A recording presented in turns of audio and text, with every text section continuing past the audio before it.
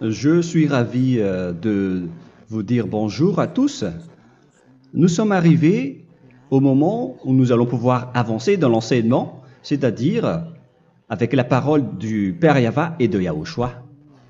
Nous allons suivre le numéro 16 de l'enseignement pour aujourd'hui. Donc nous sommes à nouveau arrivés au moment où nous allons pouvoir avancer avec l'enseignement qui porte le numéro 16 pour notre enseignement d'aujourd'hui. Et le titre de l'enseignement, c'est que vous devez être baptisé par Elia lorsque vous êtes convaincu.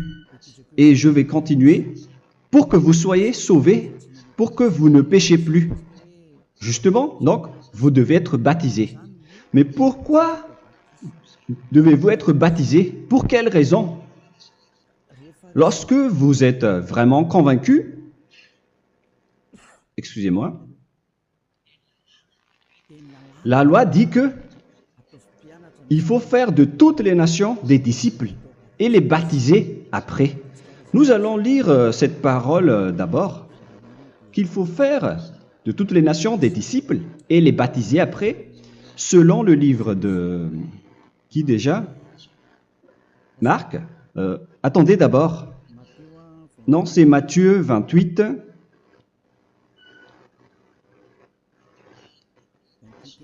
« 28, versets 19 et 20.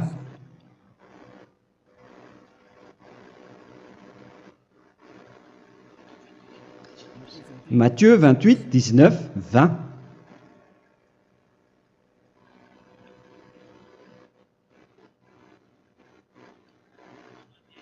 Allez, faites de toutes les nations des disciples. Ici, donc, il faut faire toutes les nations des disciples. Les baptisons au nom du Père, du Fils et du Saint-Esprit. Donc, à la fois,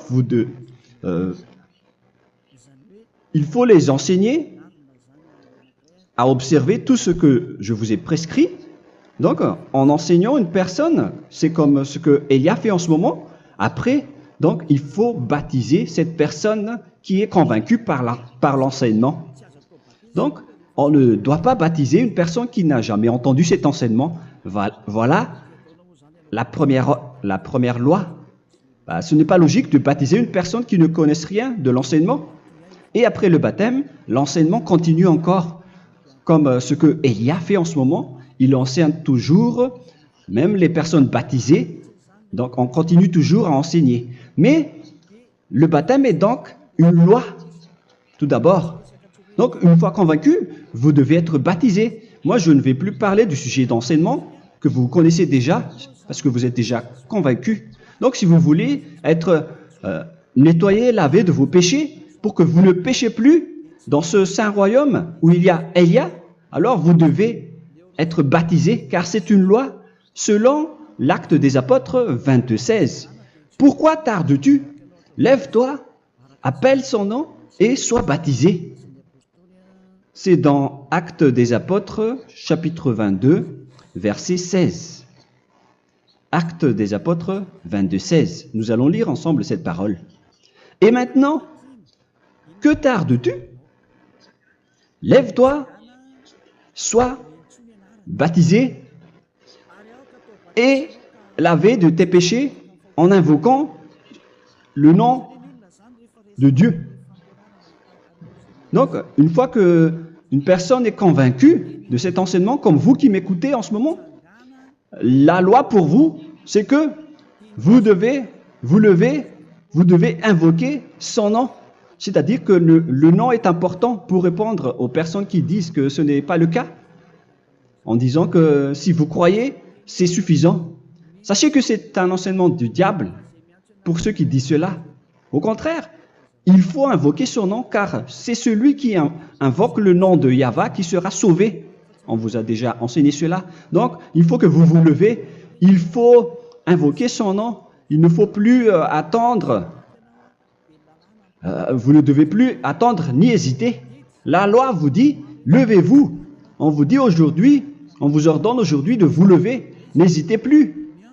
Et après, vous devez invoquer son nom en vous rapprochant du royaume de Yahushua, de l'église de Yahushua, d'appeler tous les responsables au téléphone, même pas au téléphone.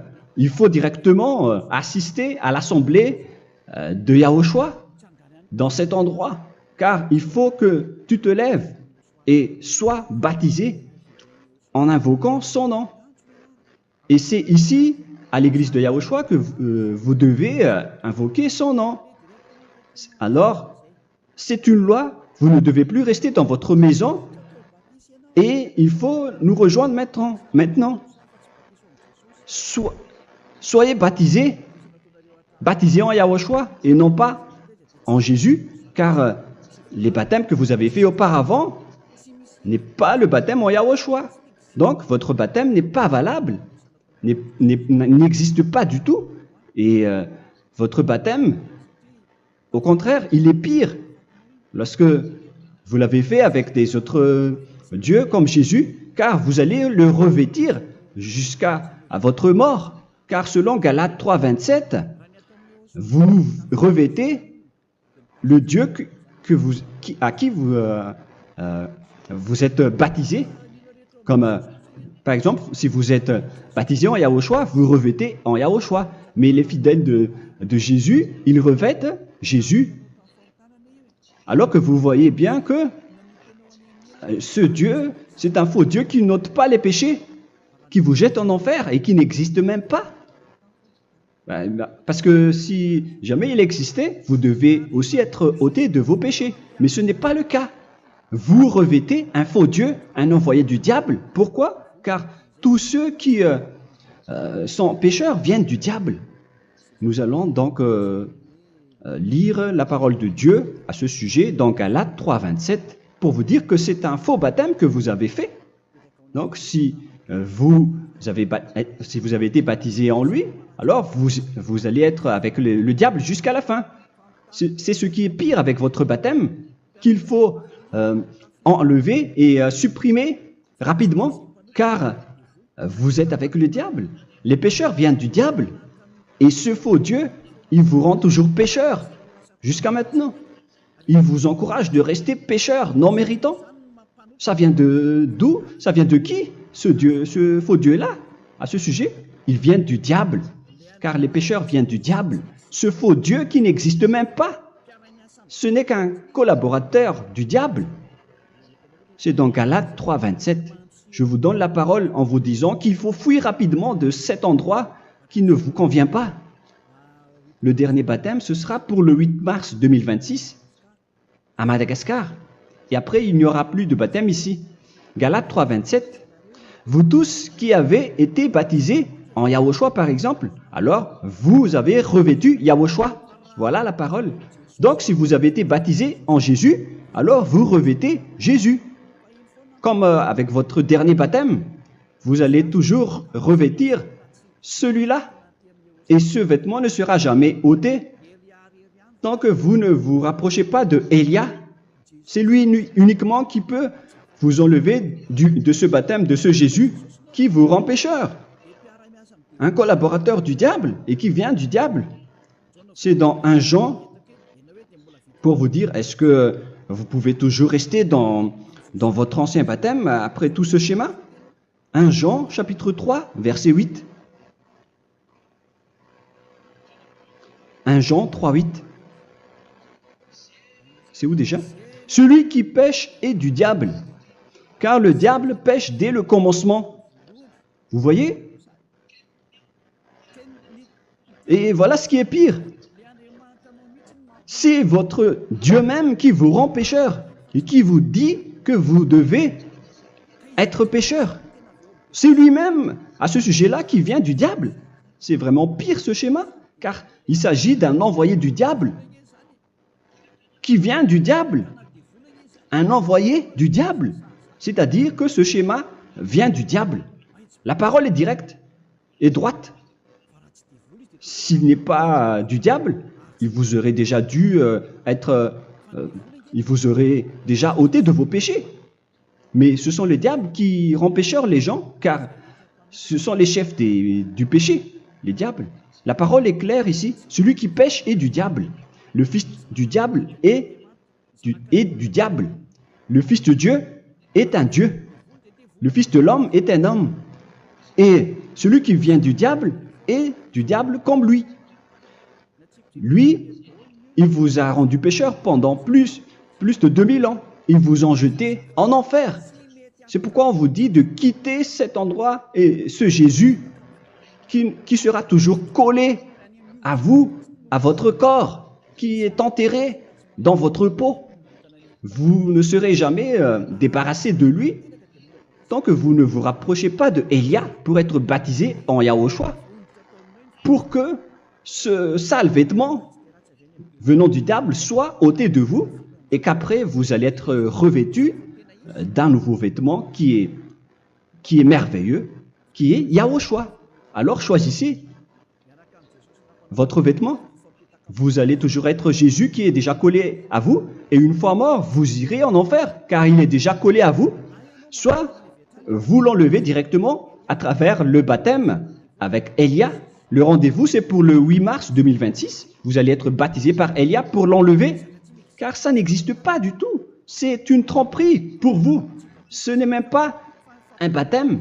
C'était le fait de faire entrer du diable à l'intérieur de vous. Si vous voulez être libéré de cela, vous devez vous rapprocher de Élia à travers le baptême pour que la parole soit bien placée dans Actes des Apôtres 22:16. Revoyons cette parole.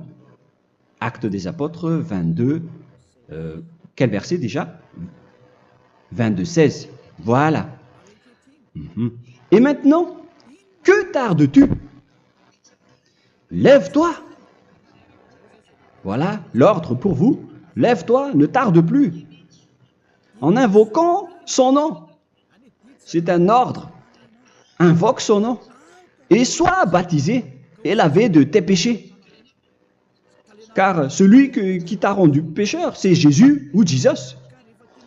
Alors si tu ne veux plus pécher, alors enlève Jésus ou Jesus de toi avec le vêtement que tu as reçu lors de ton baptême avec lui. Il faut l'enlever, sinon tu ne seras jamais sauvé, épargné, car c'est déjà devenu un vêtement collé à ton corps. La seule solution pour toi, c'est de te rapprocher de Élia pour être ôté de tes péchés, car la loi est claire ici.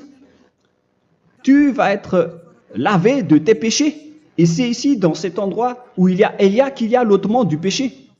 Pourquoi vous êtes ôté de vos péchés? Pour quelle raison? D'abord, vous êtes déjà lavé à travers le baptême. On vous nettoie. Et une fois nettoyé, une fois lavé, qu'est-ce qui se passe à ce moment-là? Pour que les gens ne pêchent plus en vrai. Car toutes les personnes qui sont baptisées en Yahushua revêtent Yahushua. Vous êtes mariés à Yahushua. Et c'est à travers ce baptême, après votre baptême, c'est à partir de là, après avoir suivi toutes ces lois, car le baptême c'est une loi. Lorsque vous êtes convaincu, après avoir écouté l'enseignement, vous décidez de quitter le faux Dieu qui vous rend pécheur. Alors, vous êtes baptisé, vous allez revêtir Yahushua pour quitter le faux Dieu qui vous rend pécheur. Donc, après le baptême en Yahushua, vous revêtez Yahushua. Vous avez été lavé, vous êtes bien propre et pur. Vous êtes sorti comme une personne originale qui est merveilleux, très merveilleux devant le Dieu d'Abraham. Vous êtes complètement purifié jusqu'à votre fond de conscience à travers ce baptême venant du sang de Yahushua qui vous nettoie jusqu'au fond de toutes vos pensées, car le baptême marque la mort de Yahushua. Yahushua est mort pour vous verser son sang pour vous. Tout cela confirme votre relation avec Yahushua, car le baptême vous dit que vous êtes mort ensemble avec Yahushua et vous êtes ressuscité ensemble avec Yahushua. Vous avez été enterré avec lui et vous avez été ressuscité avec lui dans la vie éternelle. Voilà la vie avec Yahushua et le baptême avec Yahushua. C'est pour montrer la bonté de Yahushua pour chacun de vous concernant cette merveille. Voilà le baptême, c'est la mort avec Yahushua. C'est pourquoi je vous ai dit, en même temps, c'est la mort pour vous et c'est aussi votre purification. C'est dans Romains, chapitre 6, verset 4. Nous avons donc été ensevelis avec lui par le baptême en sa mort, afin que, comme Yahushua est ressuscité des morts par la gloire du Père, de même, nous aussi, nous marchions en nouveauté de vie. Donc, on était morts avec Yahushua à travers le baptême, et c'est après aussi que nous avons été ressuscités vers la nouvelle vie. Verset 5. En effet, si nous sommes devenus une même plante avec lui par la conformité à sa mort, nous le serons aussi par la conformité à la résurrection. Nous voyons bien ici que nous étions morts ensemble avec Yahushua à travers le baptême. Nous étions morts ensemble avec lui. C'est clair ici. On parle ici du sujet du baptême. Nous avons donc été ensevelis avec lui par le baptême en sa mort, mais pas avec autre chose. C'est clair alors à travers cette parole que c'est à travers ce baptême que nous allons avoir la même geste que Yahushua. Donc si vous voulez être ôté de vos péchés, vous devez entrer dans le baptême. Et une fois baptisé, la personne est intégrée directement au ciel des cieux. Mais il y a des étapes à suivre avant d'arriver là-bas, hein, ce que je suis en train de vous enseigner en ce moment, car l'objectif du baptême, avec la mort et la résurrection, et l'enterrement, après la fin de votre chemin, c'est le ciel des cieux. Et on parle de vous en tant que vivant. C'est dans Éphésiens chapitre 2, verset 6. Éphésiens 2, 6. Et il nous a ressuscités ensemble, c'est-à-dire ressuscités avec Yahushua après le baptême, et nous a fait asseoir ensemble dans les lieux célestes en Yahushua, c'est-à-dire au ciel des cieux. Voilà donc les avantages des personnes baptisées en Yahushua, ceux qui ne pêchent plus. Et l'objectif, les excuses, l'objectif, c'est d'accomplir la parole de Yahushua qui a dit « Ne péchez plus ». C'est ça l'objectif du baptême. Le baptême, c'est que vous n'allez plus jamais pécher. Selon la parole de Yahushua, qui se trouve où déjà? C'est dans Jean chapitre 8, verset 11. Jean 8, 11. Excusez-moi. Elle répondit, « Non, Seigneur. » Et Yahushua lui dit, « Je ne te condamne pas non plus. Va et désormais ne pêche plus. » Donc l'objectif de votre mort et de votre résurrection avec Yahushua, c'est d'arriver dans cet endroit où vous ne péchez plus. C'est la loi de Yahushua, la loi de la perfection que vous devez suivre. La finalité, c'est que vous ne devez plus pécher. C'est une loi incontestable, car c'est la justice en Yahushua. Il ne faut plus jamais pécher. Et c'est vraiment la vérité. Et il a même confirmé cette parole 2 fois, à 2 reprises, selon aussi Jean 5, 14, que nous allons lire également. Il a répété cette parole 2 fois. Depuis, Yahushua le trouva dans le temple et lui dit, « Voici, tu as été guéri. Ne pêche plus. » Excusez-moi. Ne pêche plus, de peur qu'il ne t'arrive quelque chose de pire. Donc il ne faut plus rappeler vos péchés, sinon le pire va vous arriver. Et vous voyez, vous, les personnes pécheurs qui m'écoutez en ce moment, où est votre finalité? Est-ce que c'est bien? Réfléchissez. Les personnes parfaites, ce sont les personnes qui ne pêchent plus. Contrairement à vous qui dites que vous êtes toujours des pécheurs qui ne méritent pas le ciel des cieux. Vous l'avez dit par vous-même. Mais maintenant, Élia vous appelle. Vous allez mériter le ciel des cieux si vous vous repentez et si vous acceptez le baptême en Yahushua. Pourquoi? Pour quelle raison? car vous n'allez plus jamais pécher. Par quel moyen? C'est par le programme du Père Yahva. Car une fois que la personne est baptisée, la personne boit le Saint-Esprit. Il y a donc un esprit qui va être approuvé, qui va être bu, comme une source illimitée dans son ventre, selon la Sainte Écriture. C'est dans Jean chapitre 7, si je ne me trompe pas. Où se trouve ce verset, les enfants? Si vous le trouvez,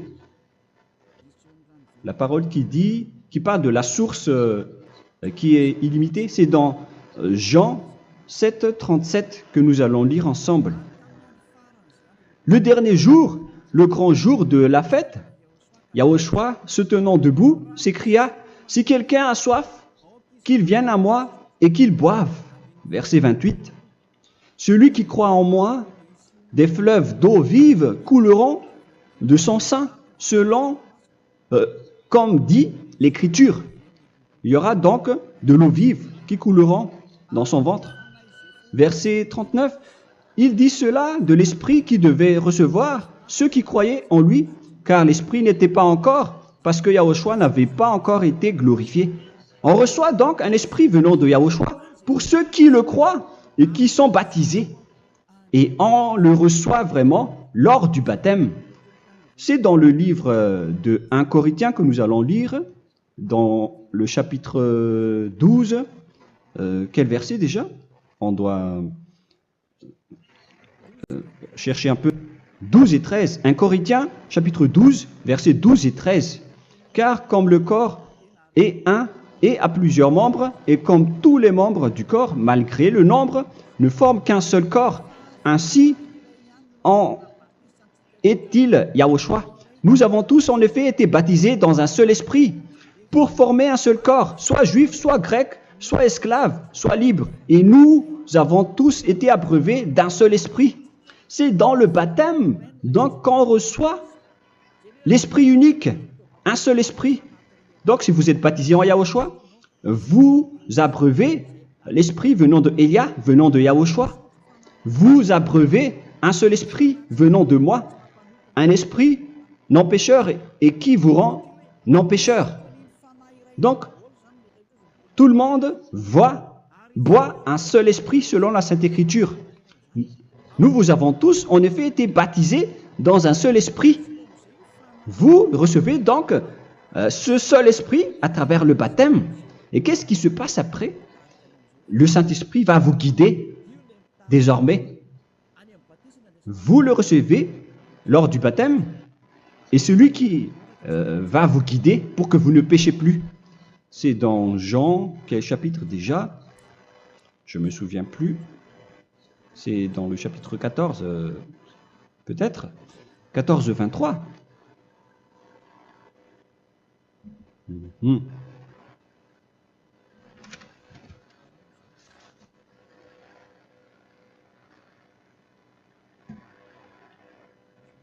Où il est passé déjà? La parole qui parle de l'esprit qui nous guide. Mais je ne me souviens plus lorsqu'on en a besoin. Où est cette parole, les enfants? Où se trouve cette parole? Oui, c'est 14, 26. Jean chapitre 14, verset 26. Mais le consolateur, l'Esprit Saint, que le Père enverra en mon nom, vous enseignera toutes choses et vous rappellera tout ce que je vous ai dit. La parole de Dieu précise bien ici que le Saint-Esprit, qui est le consolateur, à la fois donc il est consolateur, il est envoyé par le Père en mon nom, il vous enseignera toutes choses et vous rappellera tout ce que je vous ai dit. C'est le Saint-Esprit donc qui vous enseigne, qui vous guide avec toutes les choses que vous avez besoin dans votre relation avec Yahushua. C'est lui qui est le vrai enseignant, le vrai guide, qui vous guide dans votre chemin. C'est dans Jean 16, 13, peut-être. C'est dans Jean 16, 13 que nous allons lire ensemble. Quand le consolateur sera venu, l'Esprit de la vérité, il vous conduira dans toute la vérité. Il vous conduit, il vous guide, il vous enseigne en même temps. Et à quel moment vous allez faire du mal à ce moment-là? Car en tant que consolateur, il vous frappe, il vous gronde. Il vous gronde à travers votre esprit, à travers votre conscience. Et c'est vraiment dur. Hein. Il vaut mieux être attrapé par un taureau que d'être attrapé par sa conscience. Donc c'est à travers votre conscience qu'il vous guide. Mais si vous ne voulez pas être consolé ni conseillé, si vous ne voulez pas être corrigé, vous revenez vers le mal, 7 fois plus de mal. C'est pourquoi les gens quittent Yahushua, car ils ne veulent pas être consolés et guidés par le Saint-Esprit venant de Yahushua. C'est pourquoi les gens quittent et abandonnent Yahushua, car ils veulent toujours continuer à faire du mal. Mais si une personne veut vraiment être avec Yahushua, avec son cœur, cette personne ne sait plus faire aucun mal. Il ne sait plus faire ça, car elle est déjà guidée par le Saint-Esprit. Quels sont alors les fruits du Saint-Esprit, le résultat du Saint-Esprit avec une personne?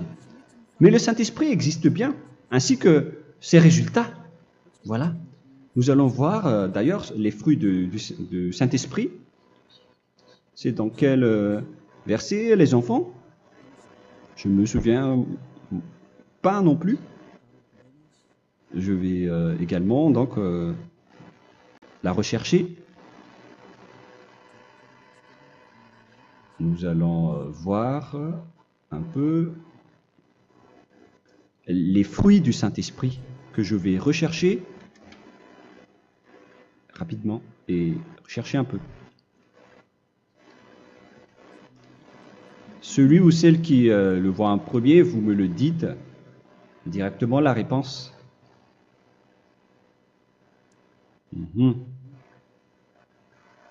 Comment? Galates 5. Galates 5. Nous allons lire à partir du verset 19 et 20. Non, on va commencer à partir du verset 22. Galates 5, 22. Mais le fruit de l'esprit, c'est l'amour, la joie, la paix, la patience, la bonté, la bénignité, la fidélité. Vous voyez, vous marchez dans la droiture et dans la vérité directement. La douceur, la tempérance, la loi n'est pas contre ces choses. Vous voyez, les gens ne vont plus dans le mauvais sens. Mais les gens qui n'ont pas le Saint-Esprit, voilà ce qu'ils font. Dans le verset 19 et 20. Or, les œuvres de la chair sont manifestes avec les personnes qui n'ont pas le Saint-Esprit, qui sont guidées par la chair. Ce sont l'impudicité, l'impureté, la dissolution, l'idolâtrie. Vous avez tous fait cela. La magie, les inimités, les querelles, les jalousies, les animosités, les disputes, les divisions, les sectes. Verset 21, l'envie, l'ivrognerie, vous qui êtes ivrognes, qui fréquentez les boîtes de nuit, qui dites toutes sortes de gros mots, les excès de table. Et cette parole vous convient, vous concerne même, vous qui m'écoutez en ce moment. Et je vous dis, comme je vous ai déjà dit autrement, celui qui fait cela n'héritera pas le royaume de Dieu, c'est-à-dire vous n'entrerez pas au ciel des cieux. C'est valable pour vous les pécheurs. Vous pouvez vous mesurer par vous-même, vous qui êtes avec Jésus ou Allah. La parole est claire pour vous, vous n'irez jamais au ciel des cieux. La question qui se pose, où est alors votre espoir, vous qui allez prier? Car la parole de Dieu vous lit déjà votre finalité. C'est la parole du Dieu d'Abraham qui a engendré Yahushua, son fils. Voilà la loi qu'il a dit aux apôtres. Les malfaiteurs n'iront jamais au ciel des cieux. Mais pourquoi vous allez encore rester là-dedans? Pourquoi ne pas rejoindre Élia pour être purifié et lavé? Rapprochez-vous d'Élia pour que votre esprit soit sauvé. Le dernier baptême aura lieu pour le 8 mars 2026. N'attendez pas ce dernier jour. Dès maintenant, inscrivez-vous votre nom dans le baptême si vous ne voulez pas être jeté en enfer. Mais si vous voulez être jeté en enfer, alors tant pis pour vous. Alors que vous avez peur de mourir, et vous allez chez le médecin lorsque vous êtes malade, vous avez peur du feu de charbon, alors que ce n'est qu'un petit feu de charbon. Là, on parle de l'enfer. Hein. Alors, il faut bien réfléchir et soyez bien conscients. Voilà donc le sujet du Saint-Esprit. Maintenant, nous allons lire le livre des Éphésiens. Éphésiens, chapitre 4.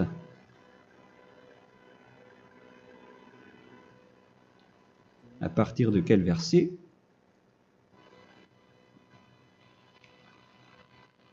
Allons-y.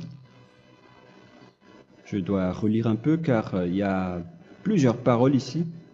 Moi, je vais vous sortir la parole qui dit que les personnes en Yahushua ne font plus aucun mal. Ah, où il est passé déjà? Ah, je l'ai perdu. Attendez d'abord. Donc, Éphésiens.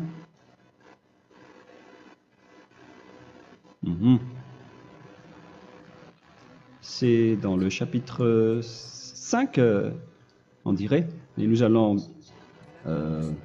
voir tranquillement. Mais nous allons voir dans Galates 5,16 d'abord.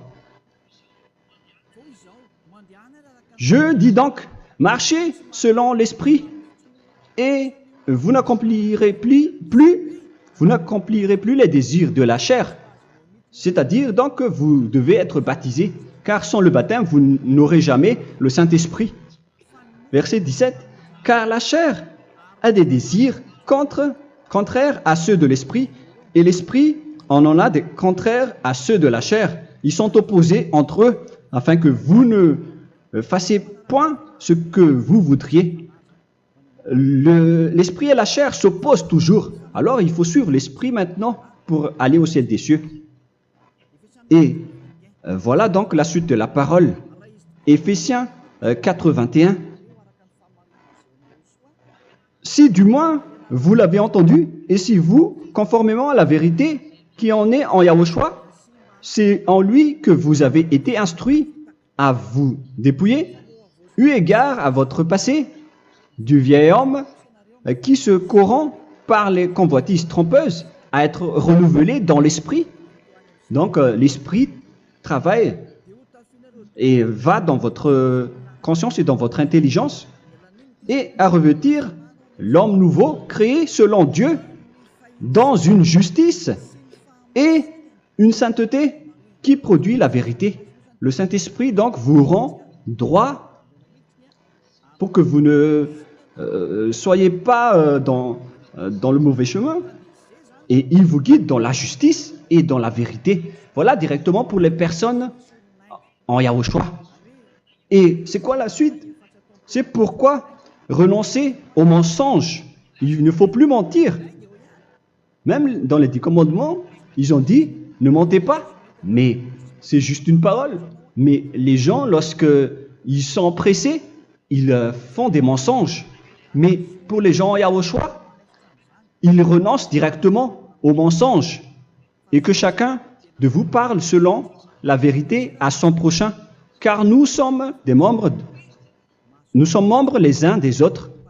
Si vous vous mettez en colère, ne péchez point. Que le soleil ne se couche pas sur votre colère. Voilà toutes les lois de Yahushua qui sont guidées, qui sont ordonnées par le Saint-Esprit. Alors, ne donnez pas accès au diable. Ne mettez pas le mal dans tous vos chemins. Il faut rester sainte, vraie et parfaite. Que celui qui dérobait ne dérobe plus. Il ne faut plus donc dérober les choses. Et il ne faut plus donc voler quelque chose. Mais quelle est la parole du Père Yahweh et de Yahushua? Mais plutôt qu'il travaille en faisant de ses mains ce qui est bien pour avoir de quoi donner à celui qui est dans le besoin. Qu'il ne sorte de votre bouche aucune parole mauvaise, mais s'il y a lieu, quelques bonnes paroles qui servent à l'édification et communiquent une grâce à ceux qui l'étendent. N'attristez pas le Saint-Esprit de Dieu par laquelle vous devez être scellés pour le jour de la rédemption.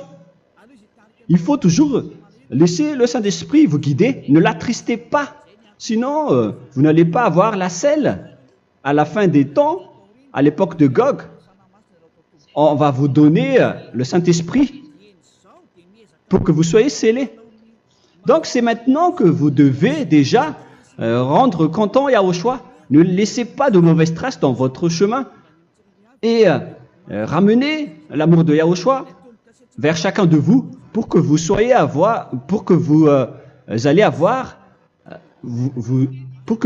seriez scellés pour avoir le Saint-Esprit que vous avez vraiment besoin pour le dernier combat dans les fins des temps. Que toute amertume et toute animosité, toute colère, toute clameur, toute calomnie, il ne faut pas retenir et garder la colère. Toute calmeur, toute calomnie et toute espèce de méchanceté, tout ce qui est rancune, ni rancœur. Il faut arrêter tout cela. Mais c'est différent de gronder une personne. On parle ici des personnes qui est en colère sans raison. Mais lorsque vous grondez, vous n'allez pas dire à votre enfant « Mon enfant, ne faites pas ceci, ne faites pas cela ». Au contraire, si vous faites cela, votre enfant va danser devant vous. Donc, voilà ce que je veux vous dire. Il faut que vous enlevez toute calomnie et toute espèce de méchanceté. Voilà donc les lois de Yahushua qui sont sorties à travers le Saint-Esprit. Moi, je vous donne des échantillons, mais ce n'est pas au complet. Hein. La loi de Yahushua sont illimitées à travers le Saint-Esprit en fonction des circonstances et de la situation pour que vous n'attristez pas le Père Yahva et le Yahushua. Que toute amertume, verset 32, soyez donc bons les uns envers les autres, Éphésiens 4, 32, compatissant, vous pardonnant réciproquement. Donc, il faut que vous pardonnez votre ami si jamais il y a eu un petit problème. Laissez ça de côté. Il faut que vous vous pardonnez, mais il ne faut pas que vous allez recommettre des péchés après. Hein. En Yahushua, lorsque vous vous pardonnez, après il n'y a aucune rancune, comme lorsque Yahushua vous a pardonné. Mais ce n'est pas que vous allez encore revenir dans le péché. Non, non, non. C'est dans Hébreux 10, 26 qui parle des péchés volontaires. Hébreux.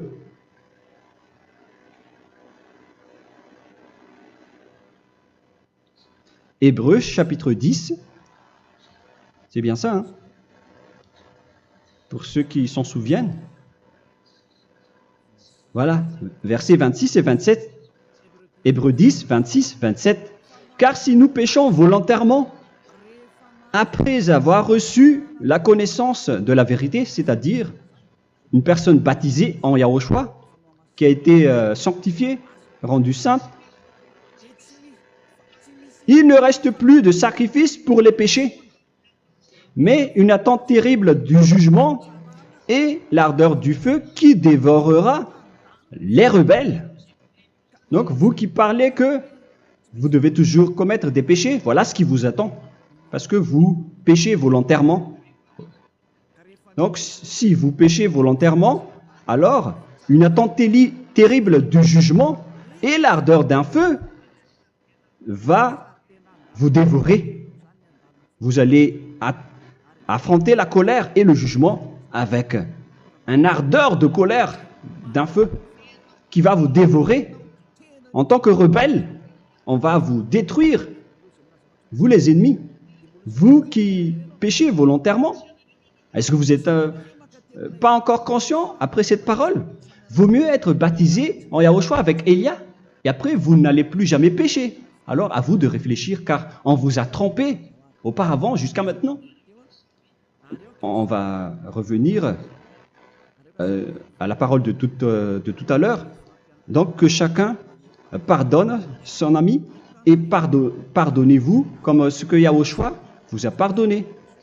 Voilà donc les personnes en Yahushua ne pêchent plus. Nous allons donc continuer avec le verset 5. Éphésiens chapitre 5 plutôt. Je vais encore continuer car j'ai besoin que vous l'écoutez. Éphésiens chapitre 5 verset 1. Devenez donc les imitateurs de Dieu comme des enfants bien-aimés et marchez dans la charité. Le fruit de l'esprit, c'est de l'amour, on vient de lire, à l'exemple de Yahushua qui nous a aimés et qui s'est livré lui-même à Dieu pour nous comme une offrande et un sacrifice de bonne odeur. Verset 3. Regardez ces lois. Que l'impudicité, qu'aucune espèce d'impureté et que la cubicité ne soit même pas nommée parmi vous, ainsi qu'il convient à des saints. C'est bien clair alors ici qu'il ne faut pas faire l'impudicité ou parler de tout ce qui est adultère, impudicité, qu'aucune espèce d'impureté, tout ce qui est impur, l'abomination, la profanation et tout ce qui parle autour de ce sujet, n'en parlez jamais. Et que la cupidité ne soit pas nommée parmi vous, ainsi qu'il convient à des saints, y compris l'impudicité, l'abomination. Même juste en parler, ce n'est pas autorisé. Vous voyez que c'est vraiment différent. Lorsqu'on est en Yahushua, la cupidité, c'est-à-dire parler dans le dos des autres, qu'on n'entende ni parole de déshonnêteté, ni des propos insensés, ni des plaisanteries, choses qui sont contraires à la bienséance, qu'on entende plutôt des actions de grâce, car sachez qu'aucune impudique ou impure ou cupide, c'est-à-dire idolâtre, n'a d'héritage dans le royaume de Yahushua et de Dieu. C'est-à-dire, il ne faut pas s'allier avec les malfaiteurs. Les enfants du mal, ne vous alliez pas avec eux. N'acceptez pas ce qu'ils font. Ne collaborez pas avec eux. Ne cachez pas le mal qu'ils font. Car sinon, directement, votre sainteté va être détruite. La parole est claire. Ne vous alliez pas avec ces derniers, car vous allez être le fils du mal, qui n'est pas dans la vérité. Verset 8. Autrefois, vous étiez ténèbres, et maintenant, vous êtes lumière dans Yahushua. Marchez comme des enfants de lumière, car le fruit de la lumière consiste en toutes sortes de bonté, de justice et de vérité. Voilà, lorsqu'on est avec le Saint-Esprit, on est toujours dans la lumière, dans la bonté et dans la justice. Il faut que vous pensiez à la volonté de Yahushua, à ce qui est agréable à Yahushua. Verset 11. Et ne prenez point part aux œuvres infructueuses des ténèbres, mais plutôt condamnez-les. Ne faites pas l'alliance avec le diable. Ne faites pas l'amitié du diable. Ne faites pas des complots ou des compromis avec le mal pour les cacher. Alors, il faut plutôt les condamner, car il est honteux de dire qu'ils font en secret.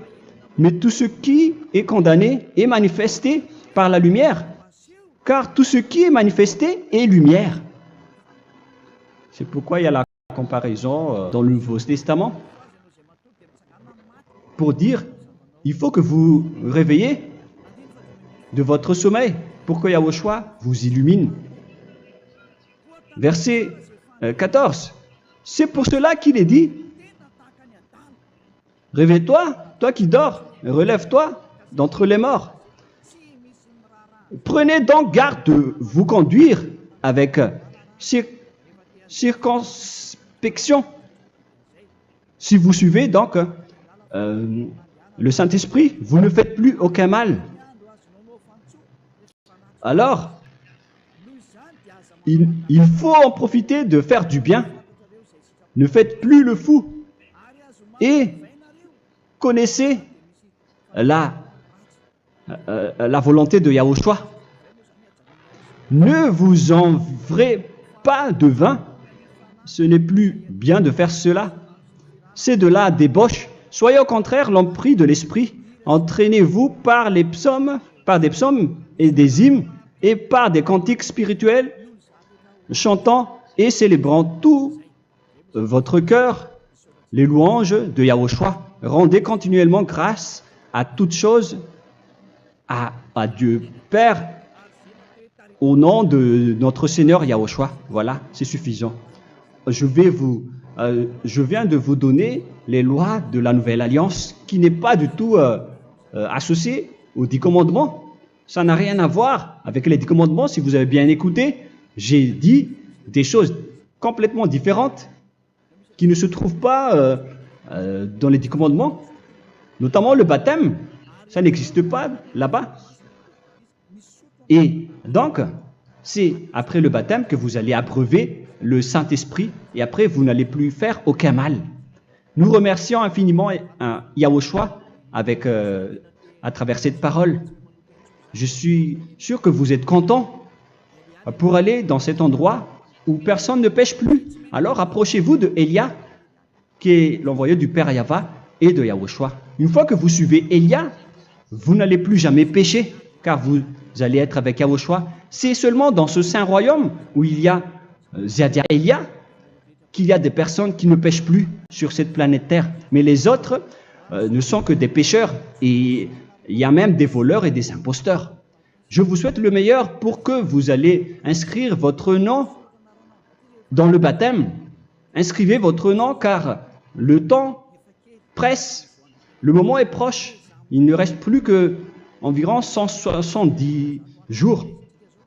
Bientôt, nous allons entrer dans les 160 derniers jours, et après 150, et après 100. Il ne restera plus que 100 jours.